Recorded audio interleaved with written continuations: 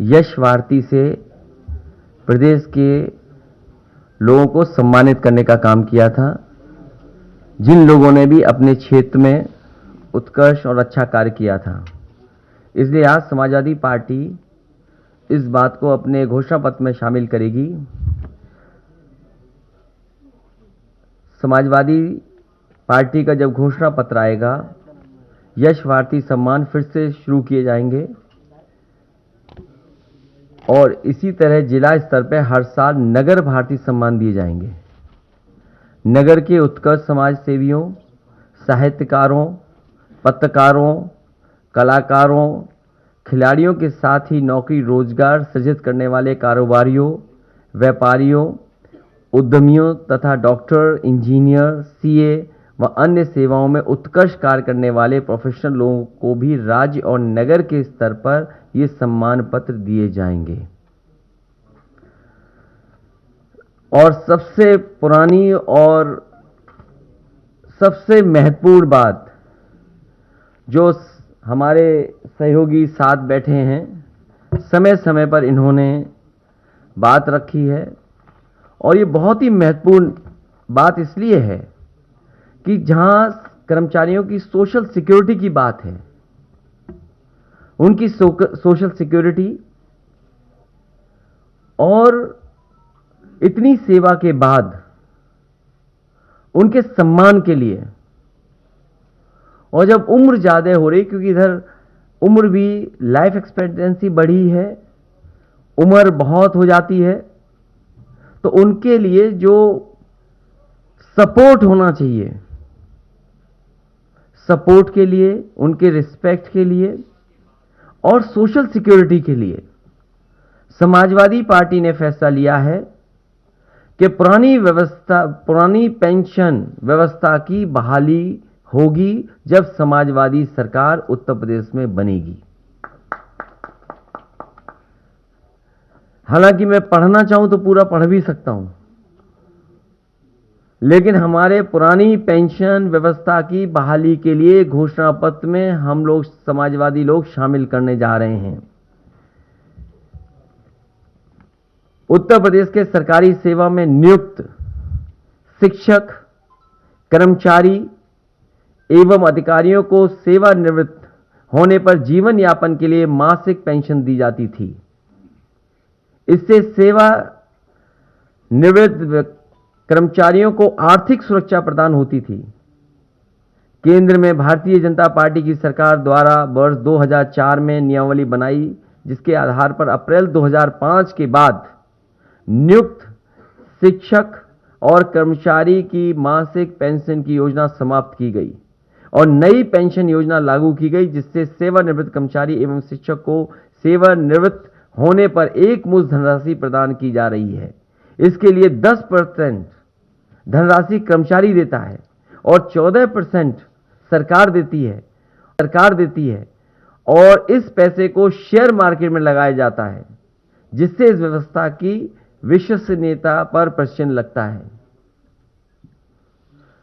मुझसे लगातार तमाम कर्मचारी और शिक्षक संगठन मिले और जिसमें हमारी बाईं तरफ बैठे हुए हैं, लगातार लड़ते रहे, बैठे, न जाने कितनी बार हमारी बैठकें हुई। केवल आपके साथ बैठक नहीं हुई, बल्कि कई हमारे जो एक्सपर्ट हैं, फाइनेंशियल चीजों को समझते हैं, जिनके पास अनुभव है, उनके साथ भी बैठक हुई। तब जाकर के ये समाजवादी पार्टी ने अपने मैनिफेस्टो में शामिल करने का फैसला लिया है। मुझसे लगातार तमाम कर्मचारी और शिक्षक संगठन मिले और उन्होंने पूर्व की भांति पुरानी पेंशन योजना लागू करने की मांग करी। इन लोगों ने लगातार आंदोलन और धरना प्रदर्शन किया, लेकिन इस कर्मचारी विरोधी सरकार ने इनकी बात नहीं सुनी। कमेटी भी बनाई, आश्वासन भी दिया, लेकिन इनकी बात इस सरकार भारतीय जनता पार्टी ने नहीं सुनी। मैं आज ये घोषणा करता हूं कि मेरी सरकार, समाजवादी सरकार बनते ही पुरानी पेंशन व्यवस्था बहाल कर दी जाएगी। इसमें जो भी धनराशि की आवश्यकता होगी उसकी व्यवस्था कर ली जाएगी। मैंने इस संबंध में कर्मचारी और वित्त विशेषज्ञों से वार्ता कर ली है। एक कॉर्पस बना करके इस धनराशि की व्यवस्था करने के लिए हम सक्षम हैं। संतुष्ट हैं आप लोग? तो आने वाले समय में ये सरकार शुरू नहीं कर पाई है, पुनः कर्मचारियों के लिए कैशलेस स्कीम जो समाजवादी सरकार में शुरू गई थी पुनः शुरू होगी। वो तो कंप्लीट है, आपकी तरफ से कंप्लीट है, इस सरकार ने लागू नहीं होने दिया उसको, खाली उसका नाम भी पंडित दीनदयाल उपाध्याय रख दिया था और उसको भी नहीं होने दिया। हमारी सरकार ने कर्मचारियों के लिए कैशलेस इलाज के लिए व्यवस्था की थी, जिसे सरकार ने लागू नहीं किया। वित्त विहीन शिक्षकों को हम सम्मानजनक मानदेय की सहायता अतिरिक्त रूप से प्रदान करेंगे। समस्त तृतीय और चतुर्थ श्रेणी के कर्मचारियों को जहां तक संभव हो सकेगा गृह जनपद उसके निकट के जनपदों में तैनाती कराने का फैसला लिया जाएगा।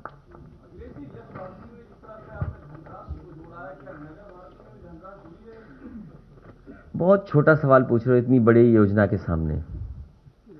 सबसे बड़ा फैसला समाजवादी पार्टी का जो घोषणा पत्र में शामिल होने जा रहा है, पुरानी पेंशन योजना को बहाल किया जाएगा। बहुत बड़ा फैसला है। 2005 से पूर्व कर्मचारियों को मिलने वाली पुरानी पेंशन व्यवस्था लागू की जाएगी। उसके लिए किस तरीके से लागू होगी, फाइनेंशियल एक्सपर्ट जो जानकार लोग हैं उनसे राय मशवरा किया गया है। किस तरीके से कॉर्पस फंड क्रिएट किया जाएगा उसका भी इंतजाम समाजवादी सरकार में होगा। फिलहाल इसी पे हमें काम कर लेने दो। कर्मचारी भी होंगे और शिक्षक भी होंगे, अधिकारी भी होंगे, जो भी इसमें आते हैं उस कैटेगरी में सब। जिन्होंने हटाई वो भी शामिल होंगे।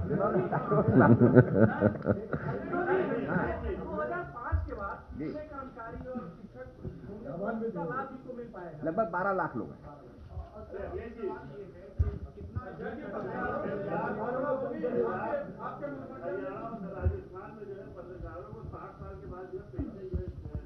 ये सुझाव अच्छा है, लिख करके दो हमें।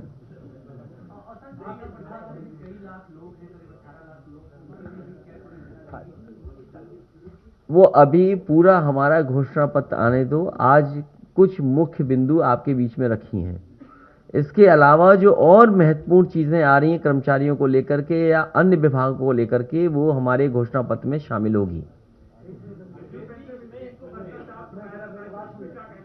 अभी पुरानी पेंशन व्यवस्था की बहाली हमारे लिए जरूरी है। सर, आपकी तरफ जो है सभी देश के और प्रदेश के सभी कर्मचारी आशा भरी निगाहों से देख रहे हैं। सर, क्या ऐसा होगा कि पहली कैबिनेट में आप द्वारा जो है पुरानी पेंशन बहाल कर दी जाए? समाजवादी पार्टी जो कहती है वो करके दिखाती है। करनी हमारे कहीं भेदभाव आपको नजर नहीं आएगा, कथनी और करनी में।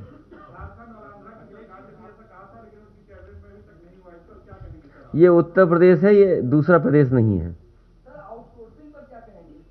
ये विस्तार से जिस समय मैनिफेस्टो समाजवादी सरकार का आएगा, क्योंकि आउटसोर्स से बाबा भीमराव अंबेडकर जी का दिया हुआ संविधान के तहत जो हक और सम्मान वो छीना जा रहा है, उस पे भी समाजवादी पार्टी विचार कर रही है और किस तरीके से फैसला लेगी वो हमारे मैनिफेस्टो का इंतजार करिए। मैं ये चाहता हूं कि भारतीय जनता पार्टी अपना मैनिफेस्टो लाए। समाजवादी पार्टी ने तो अपने प्रत्याशी भी घोषित कर दिए, अपना वर्चुअल रैली भी जैसे कर सकते हैं वो कर रहे हैं, मैनिफेस्टो की बातें भी लगातार हम आपसे चर्चा कर रहे हैं और शामिल कर रहे हैं। आखिर भारतीय जनता पार्टी 4.5 साल से और डबल इंजन की सरकार जो उत्तर प्रदेश में थी, जो भेदभाव के साथ काम कर रही थी, वो मैनिफेस्टो जैसे ही लाएगी उसके बाद समाजवादी सरकार में क्या क्या काम होंगे समाजवादी पार्टी का मैनिफेस्टो आएगा। बहुत सारी चीजें हैं। आउटसोर्स कोई अच्छी प्रथा नहीं है, एक्सप्लॉयटेशन के अलावा उसमें कुछ नजर नहीं आता। और सबसे बड़ा सवाल है कि जो प्राइवेटाइजेशन है और आउटसोर्स चीजें हैं, ये जो हमें अधिकार मिल रहे हैं संविधान से, आरक्षण का कैसे खत्म किया जाए, वो आउटसोर्स और प्राइवेटाइजेशन है एक रास्ता। ये भारतीय जनता पार्टी और वो लोग जो संविधान और आरक्षण और हमारे गरीब को, वंचित लोगों को अधिकार नहीं देना चाहते हैं, वो व्यवस्था लागू कर रहे हैं। मैनिफेस्टो का इंतजार करिए।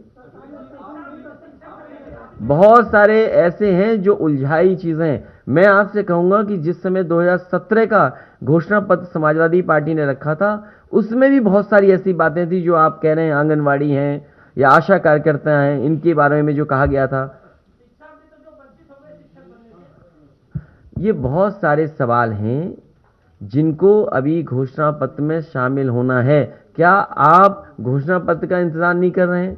अखिलेश जी, एक सवाल और इसी से जुड़ा हुआ है। मैं ये जानना चाहूंगा कि आप जिस तरीके से कह रहे हैं कि आउटसोर्सिंग जो है एक तरीके से सही प्रैक्टिस नहीं है, लेकिन सरकारों का मानना है कि उससे अतिरिक्त भार पड़ता है सरकार की बजट के ऊपर भी, तो उसको आप कैसे टैकल करेंगे? आप कह रहे हैं आपने कई इकोनॉमिक्स जो अर्थशास्त्री उनसे बात की है इसको लेकर।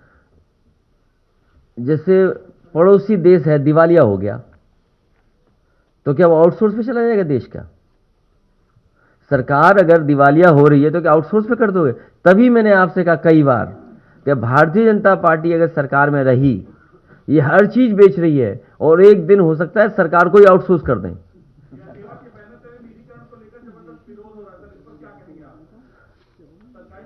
निजीकरण के खिलाफ समाजवादी पार्टी और तमाम वो लोग हैं जो समाजवादी हैं और अम्बेडकरवादी हैं, वो प्राइवेटाइजेशन के खिलाफ हैं। अखिलेश जी, एक पॉलिटिकल सवाल है कि आज फिर आपके परिवार से एक व्यक्ति को शामिल किया बीजेपी ने, प्रमोद गुप्ता जी, उन्होंने फिर आप पर वार किया है। ये सिलसिला चल रहा है, कोई परिवार शामिल होता है और आप पर वार करता है। मुझे तो ये बात समझ में नहीं आती है कि भारतीय जनता पार्टी को खुश होना चाहिए इस बात को लेकर के। भारतीय जनता पार्टी जो आरोप लगाती है परिवारवाद का, कम से कम हमारे परिवारवाद को तो खत्म कर रहे हैं वो लोग। इसके लिए उन्हें धन्यवाद देता हूं मैं। कल से हमें आरोप लगा रहे थे।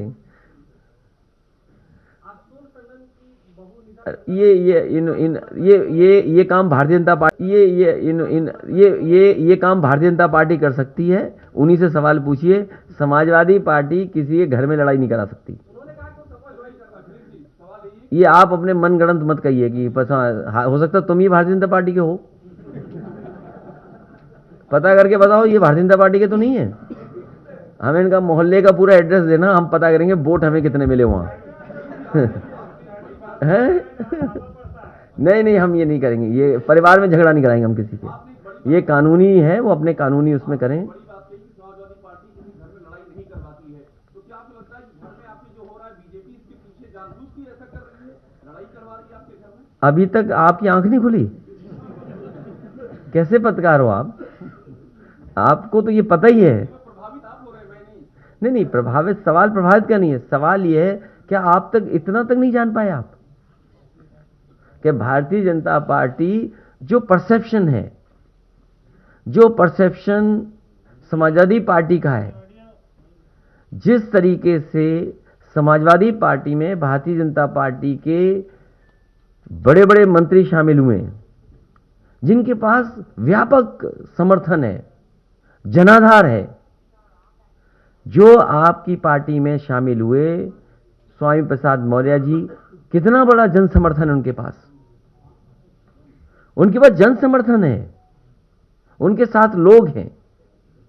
या मंत्री दारा सिंह चौहान शामिल हुए हैं, उनके पास भी समर्थन है। जिस तरीके से समाजवादी पार्टी ने दलों को जोड़ा है, तो जो परसेप्शन है, उस परसेप्शन की लड़ाई में भारतीय जनता पार्टी हार गई।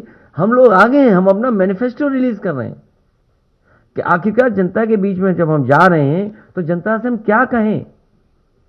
आपके ही सामने न जाने कितने बिंदु हम उठा चुके हैं। 300 यूनिट बिजली घरेलू माफ होगी, इसका जवाब भारतीय जनता पार्टी के पास क्या है?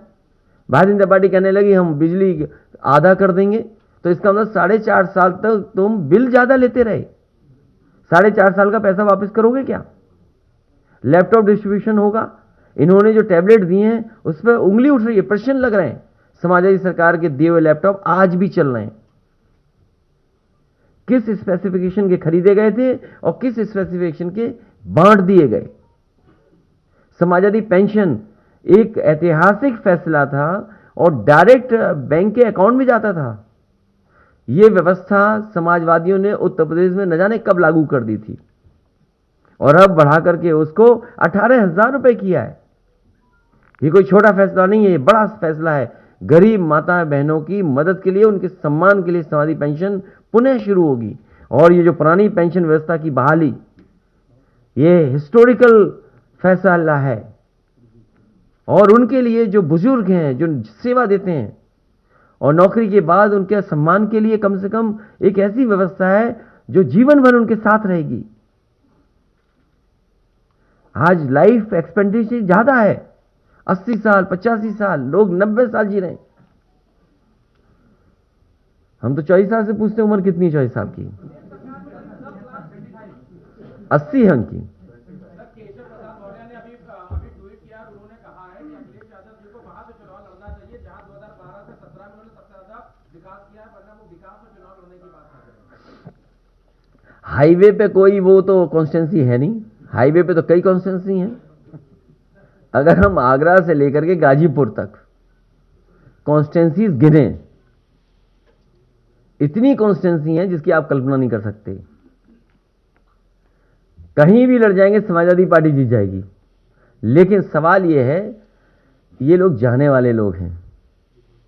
ये स्टूल लेकर के रहे, पूरे अपने कार्यकाल 4.5 साल निकाल दिया। 4.5 साल अपमानित हो रहे डिप्टी सीएम, अपमानित हो रहे। अपमानित होने वालों का कोई जवाब नहीं देंगे।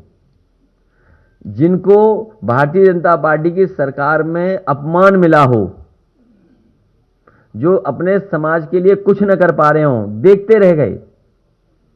69,000 कितनी बार लाठी खाए बताओ।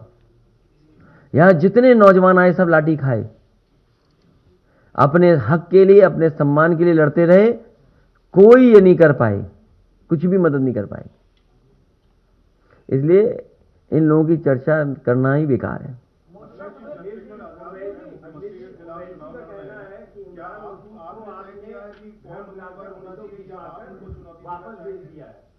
आप उसमें मत उलझो, मुझको हैं,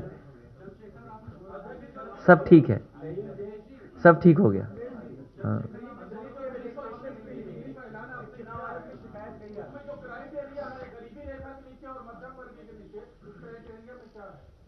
वो जब विस्तार से नियम बनेंगे वो दिखाई देंगे। लेकिन 300 यूनिट फ्री मिलेगी बिजली, घरेलू बिजली। नमस्कार, मैं हूं मानक गुप्ता। अगर आपको हमारा ये वीडियो पसंद आया हो तो इसे लाइक और शेयर जरूर करें। और हां, हमें सब्सक्राइब और फॉलो करना ना भूलें ताकि आप देश और दुनिया की कोई खबर मिस ना करें। तो जुड़े रहिए हमारे साथ और देखते रहिए News 24।